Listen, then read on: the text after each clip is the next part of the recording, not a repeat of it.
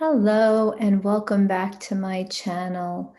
Before we go into the talking points, if you are craving sugar, in particular chocolate, dark chocolate in particular, or even cacao, you are tuned into these crystalline light frequencies. If you head over to my Instagram page, I just made a post regarding how sugar, specifically cacao and dark chocolate, are very supportive and instrumental to our crystalline light body, because it is supporting these extreme intense molecular shifts within our body. And for the type of shift we're going through, because it is such a major undertaking in our body, we need to fuel our body. And so a message had come through the Lyrans for me to share, for those of you who are finding yourselves either dealing with some kind of physical pain in the body, or maybe some kind of a sugar craving, that it's actually 1 square of dark chocolate that you could take, and that would satisfy not only your craving, but also would help support the pain that you're experiencing in your body. So try that out, see if that resonates for you.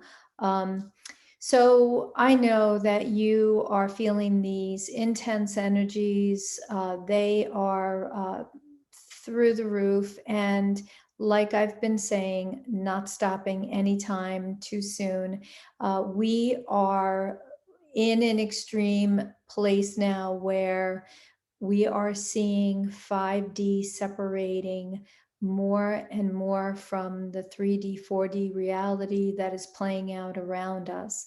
And so this has become intensified. And as it becomes intensified under these energies, we're going to start to notice things heating up a little more, and that deconstruction of 3D, 4D basically imploding on itself. Okay.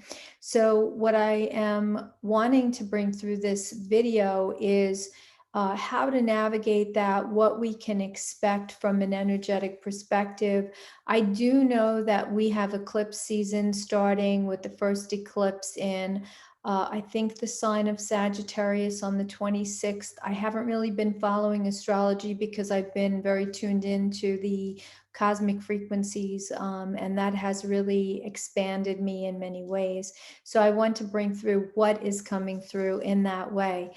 And so what I am receiving is that there is coming a lot of confusion, and there will be more confusion presenting as things begin to play out in the third dimension reality, where there are many sides to the story, and we kind of have to allow that shifting to take place in whatever way it's going to, without our participation.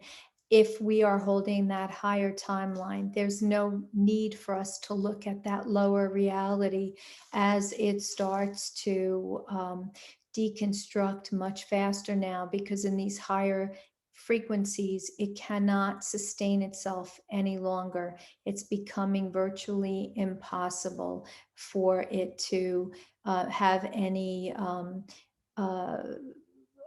stability in these times, we could say. And so what I do see happening is we, I believe, are in Gemini season. I think we've hit that. And so, Gemini is very analytical, and it's ruled by the planet Mercury, which is about communication. And so I am seeing a lot of confusion in communication with people in general, and definitely in relationships. So it's very important for us to watch what we're saying, be clear about the things that we're saying. Do not embellish on the things that we're bringing forward in our words, and make sure that we're holding the highest intention through our words and what we're creating. Because if we're not holding the highest intention with our spoken words and what we're creating, guess what? It's going to leave a space by which it can collapse and fall through. Okay, so if we're not creating in the highest way possible, it's going to allow for an opportunity for whatever it is that we're creating, if it's not in a strong, higher level foundation, to come back and collapse on us. And we don't want to have that happen. I am feeling and seeing a lot of relationships working out differences. And sometimes those conversations can be somewhat harsh and feel very misaligned. And so my suggestion with that would be to, before you speak, think about what it is that you want to say and how it can be said in the highest timeline, in the best, gentlest way to get your point across without being accusatory or pointing a finger, because words cannot be taken back once they're said. And so the other part of this is that if you are having conversations where you are feeling challenged, or in that conversation feeling like the spotlight is being put on you, and that maybe you're being provoked through that conversation, I am suggesting that you stand in your power. And again, in standing in your power, think about what it is that you're going to say in response without being reactive. When we're reactive, we're not coming from a place of thought. We're not taking a breath and centering ourselves and thinking about what it is that we're going to say. We're just firing away. And you know, it never works when we shoot first and ask the questions later, right? So very, very important to have an awareness of the conversations that we are holding with others. I also feel like, because it is eclipse season, um, you know, I always look at eclipses as the spotlight shining on things that are hidden behind the scenes that we are not quite having clarity on. And so I know that lunar eclipses will eclipse things out of our lives, but they also bring things to light for us. So eclipses can be very beneficial in us seeing what needs to be seen when there is no clarity, or seeing what needs to be seen when something has been hidden from us, like a truth or a reality. Okay, so keep aware that during the next several weeks, because eclipse season is going to be somewhat long, we want to be in awareness of everything that is taking place in our reality. These energies are super, super strong.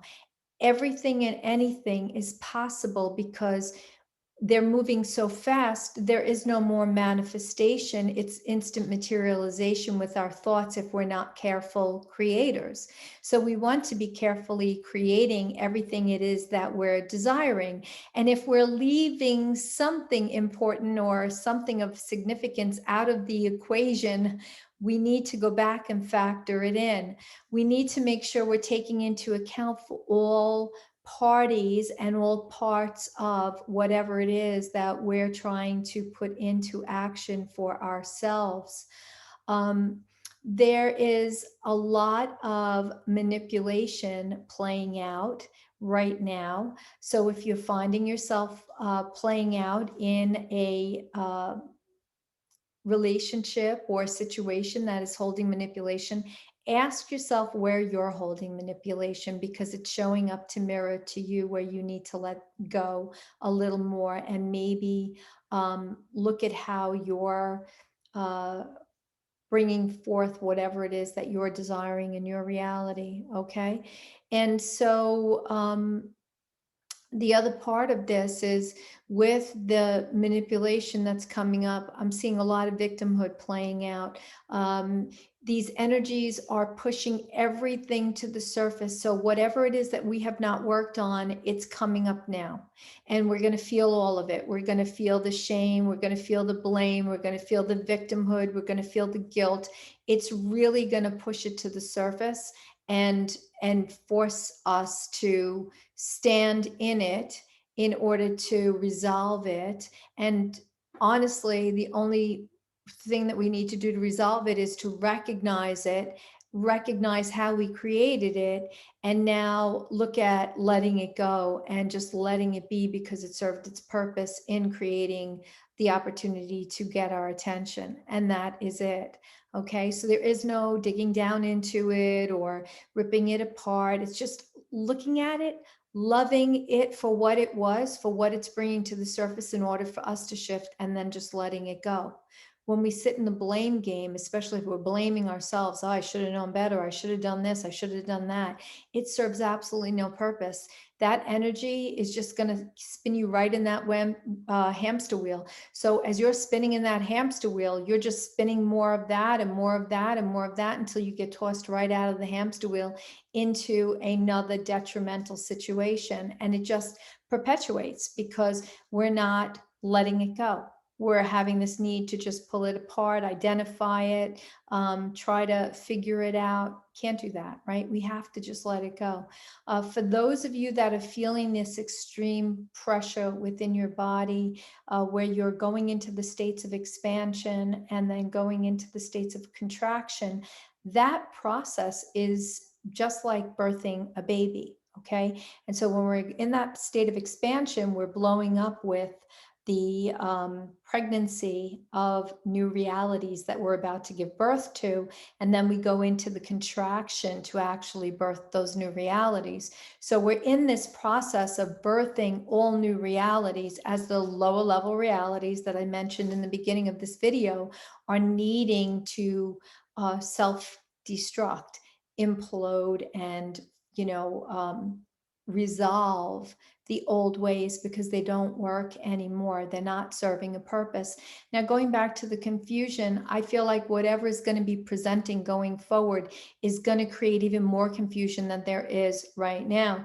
I know that we just had a shift across all states with regard to the mask mandate, which the minute that happened, I felt the collective consciousness shift into the greatest amount of fear because that's the next unknown. And the narrative on that is the next step in this journey that we're taking right now as we're unwinding all of this. And this is going to start to come to its head and come to an end. So there's more to come to the light as the narrative is going to continue to change. It's going to continue to shift.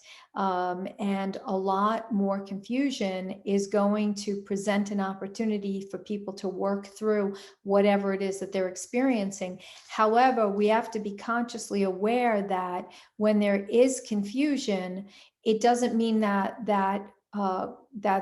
it's going to be resolved in a higher way. There is an opportunity always when confusion presents for the resolution to be in a conflicted way, which again goes back to what I said about, conversations, thinking before we're speaking, knowing what it is that we want to create, understanding how we'd like to get our point across, as opposed to just, having verbal diarrhea of the mouth and just spilling out what it is that serves our highest good, not taking the highest good of another into account.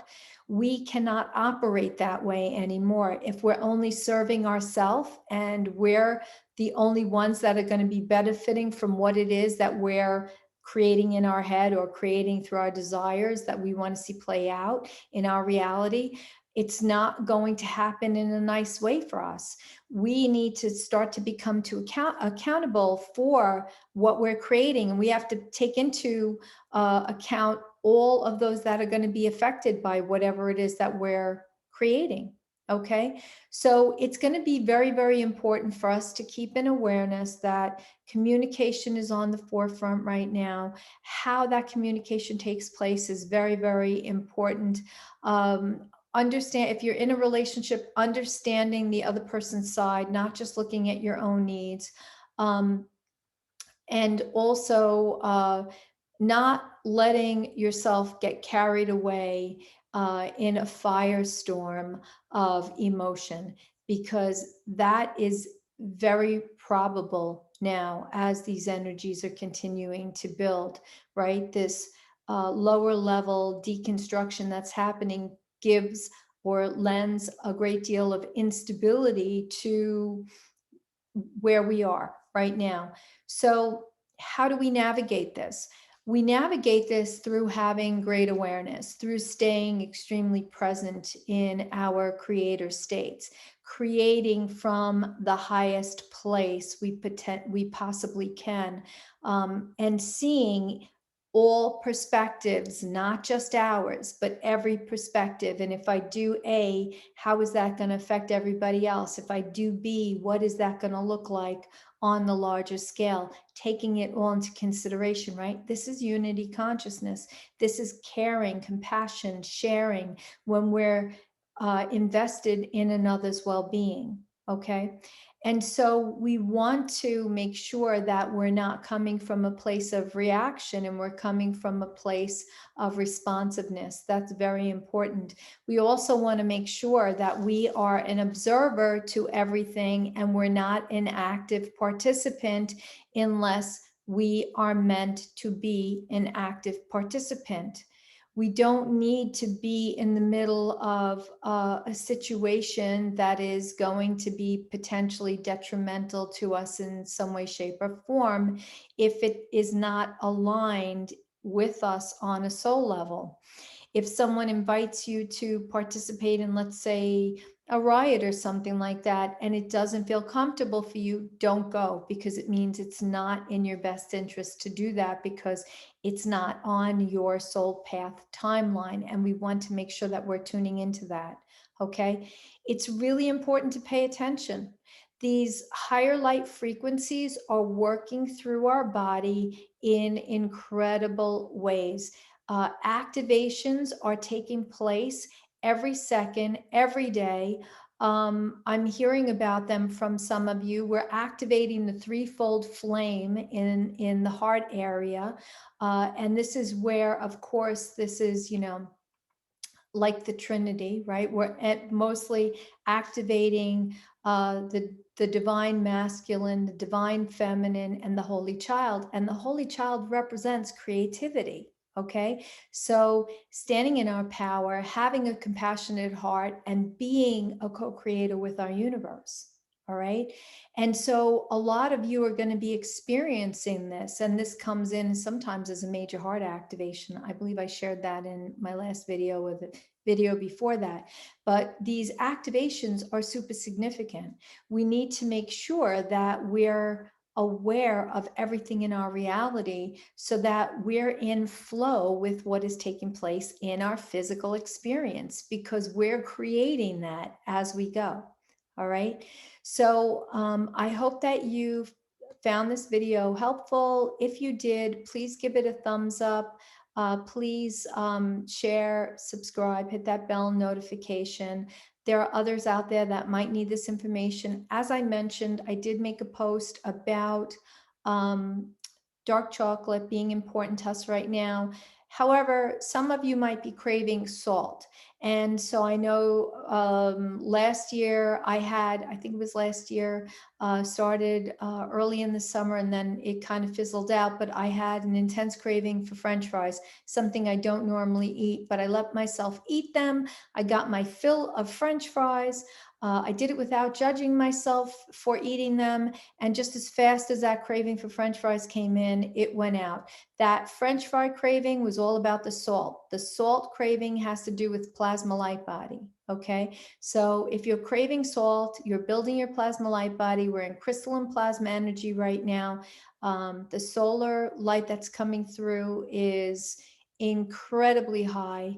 Um, Try to get 20 minutes of sun when you can on a daily basis. You might find that it's harder to stay out in the sun for longer periods of time now because the intensity has shifted, but at least get 20 minutes, okay? And try to be mindful of these energies. It's so important, more important than it's ever been, all right? As they are ever increasing, and we're about to come into a huge shift in the coming weeks. All right, this is all changing again. Our focus, for those of you that are following me that only want to be pointed to the higher timeline, needs to be on that higher timeline trajectory. We need to hold that in our field, let go of everything else. If it's not serving your highest good, we don't need it. All right. So I wish you a wonderful, whatever it is that you're doing. Know that I send you so much love. Thank you for tuning in with me, and I will see you again next time. Take care. Bye bye. Love you.